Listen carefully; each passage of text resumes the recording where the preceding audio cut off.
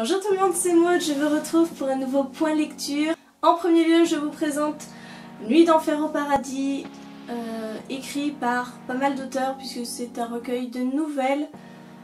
Parmi ces auteurs, il y a Stephanie Meyer, Meg Cabot, Lauren Miracle, etc.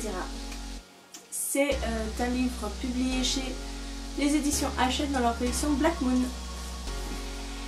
J'ai fini Une braise sous la cendre de Sabataïr aux éditions PKJ. Je vais vous parler de la lecture commune du mois de septembre du Pata Club, c'est-à-dire Les Éveilleurs, le tome 1, Salicande aux éditions Le Livre de Poche. Et pour ma dernière lecture, je vais vous parler de la lecture commune toujours du Pata Club, mais cette fois c'était pour le mois d'octobre. Nous avons lu La Quête des Vilanes, le tome 1 de Pierre Bottero, et moi c'était sur ma liseuse.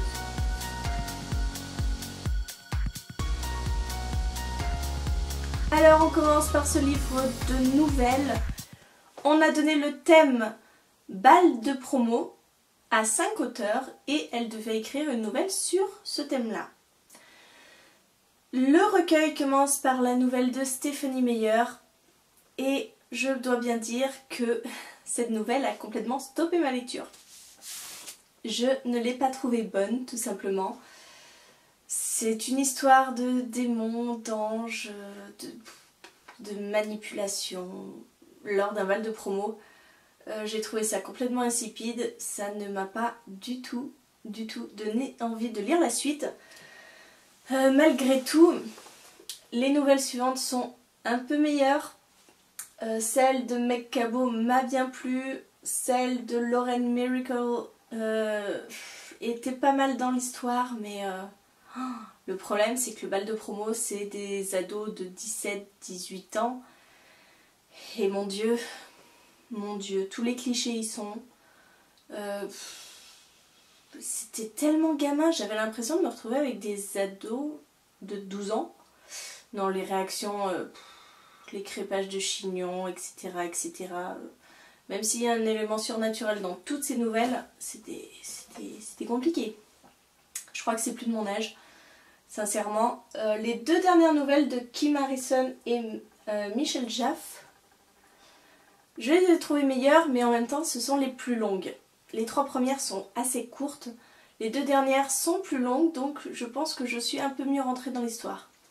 Mais je dois dire que l'exercice d'écriture d'une nouvelle, je pense que c'est pas fait pour tout le monde. Et je suppose que dans cet ouvrage, on a voulu jouer sur la notoriété de Stephanie Meyer à la suite de Twilight. Mais clairement, les nouvelles c'est pas son truc. Et il vaut mieux laisser ça à d'autres qui sont bien meilleurs qu'elle. Ça y est, j'ai sorti de ma palle Une braise sous la cendre de Sabataïr parce que je sais que le tome 2 sort au mois de novembre. Voilà, donc quand vous verrez cette vidéo, comme je suis en retard sur mes points lecture, le deuxième tome sera sorti, donc je voulais être à jour. Dans cette histoire, nous suivons Laïa qui est une érudite. Et les érudits dans cette société sont complètement opprimés, ils servent d'esclaves aux martiaux. Laïa est une érudite, elle vit avec son grand-père, sa grand-mère et son frère jusqu'au jour où des martiaux débarquent dans leur maison, tuent ses grands-parents et emmènent son frère. À partir de là, elle va tout faire pour essayer de le sauver jusqu'à en payer le prix au terme de torture, de trucs inimaginables. D'un autre côté, nous avons Elias qui lui est un martial qui finit sa formation dans l'école de Blackcliff. C'est sa dernière année, il va être proclamé masque, qui est le plus haut degré dans l'échelle des martiaux, dans les soldats. Sauf que Elias, à la fin de sa remise de diplôme, de sa cérémonie, a pour objectif de s'enfuir et de partir très loin de cette société qu'il exècre, qu'il ne peut plus vivre dedans. Ça ne va pas être une surprise je pense pour vous, mais j'ai adoré cette histoire, vraiment. Les personnages, Leia et Elias, sont hyper attachants, tous les deux, ils sont super bien construits. Ils ont des failles, ils ont du courage en eux, ils ont énormément de choses qui vous fait les aimer, mais vraiment. Mais, parce qu'il y a un mais, ce n'est pas un coup de cœur, parce que quand j'ai vu se profiler un double triangle amoureux, j'ai dit non, c'est pas possible, mais pourquoi mettons toujours ce triangle amoureux dans des livres young adultes? Donc là, en plus un double, hein. Elias est attiré par 2 personnes et Leia est attirée par 2 personnes. Oui, ça fait beaucoup de monde, beaucoup. Néanmoins, c'est quand même assez bien tourné et je dois dire que ça ne m'a pas trop dérangé dans l'histoire, même si j'ai levé les yeux au ciel pas mal de fois quand je voyais les personnages un petit peu hésiter entre l'un, entre l'autre. Truc classique quoi. Mais sinon je vous conseille vraiment, c'est très bien écrit, c'est super bien construit, l'histoire est prenante, il y a pas mal de suspense, on est sans arrêt en train d'avoir peur pour les personnages en se disant que le pire peut leur arriver. Bref, j'attends le tome 2 avec impatience parce que ce premier tome est génial. Je vous parle de la lecture commune de septembre avec Les Éveilleurs, le tome 1 de Pauline Alphen. Je crois que je ne l'ai même pas dit dans la présentation. Bravo Maud. Ici, c'est une histoire assez compliquée. C'est assez compliqué parce que nous sommes dans un monde de fantasy. Nous suivons des jumeaux. Et là, je ne me souviens plus les noms. Je suis... septembre en même temps. Hein. Ils ont des noms... je crois que le garçon s'appelle Jem. Ça, c'est sûr. Et la petite est Clarisse. Nous suivons Clarisse et Jem qui sont des frères et sœurs jumeaux qui vivent dans une petite ville dont en fait le père est le chef de cette ville. Depuis qu'ils sont tout petits, ils vivent avec un mystère.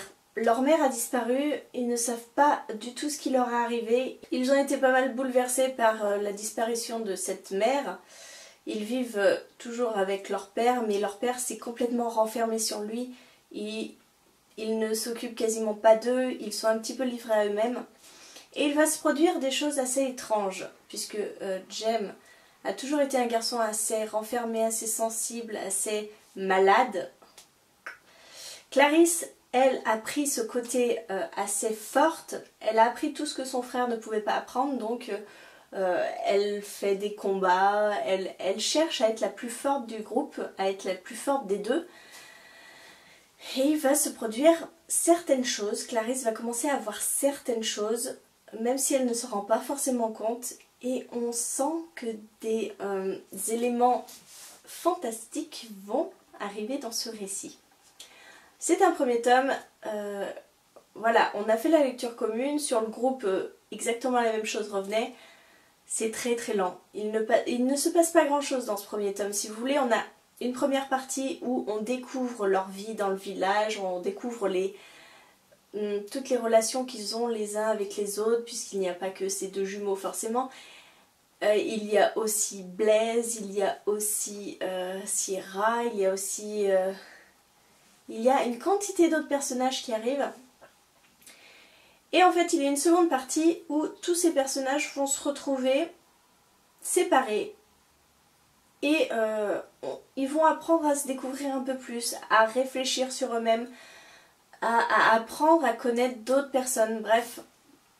Et en fait, c'est vrai qu'au niveau de l'action, il n'y en a quasiment pas dans ce livre. Mais pas mal de mystères sont soulevés, pas mal de réflexions. C'est une écriture hyper poétique. Moi, j'ai passé un super moment avec ce livre. En fait, il se passe quelque chose dans les...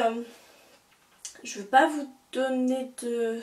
Je ne veux pas vous dire de bêtises, mais ouais, dans les 100 dernières pages sur un livre qui fait 570, dans les 100 dernières pages, là, ça commence à bouger, même si on ne comprend pas forcément le but ou vraiment les conséquences de ce qui se passe. Mais je vous le conseille, c'est une saga qui pour l'instant a 4 tomes de publiés, le 5e devrait pas tarder à arriver, mais il y a énormément de temps entre tous les tomes. Donc je vais prendre mon temps pour lire cette saga, mais ce premier tome posait énormément bien les bases et c'était très agréable. Le dernier livre que je vous présente, il s'agit de La Quête des Willan, le tome 1 de Pierre Bottero aux éditions Rajo.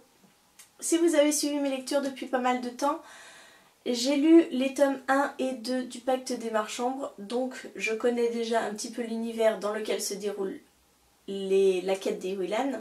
On se retrouve dans le même univers, c'est-à-dire à Guadalajara, sauf qu'ici, dans la quête des Willan, nous suivons une jeune fille qui s'appelle Camille et qui vit dans la région Rhône-Alpes. Donc Camille est une jeune fille qui a été adoptée à ses 11 ou 12 ans par une famille assez riche, mais qui ne s'occupe clairement pas d'elle, qui lui donne des règles, mais qui se fiche bien de son bien-être. Camille vit comme n'importe quel enfant dans notre monde. Elle a un meilleur ami qui s'appelle Salim.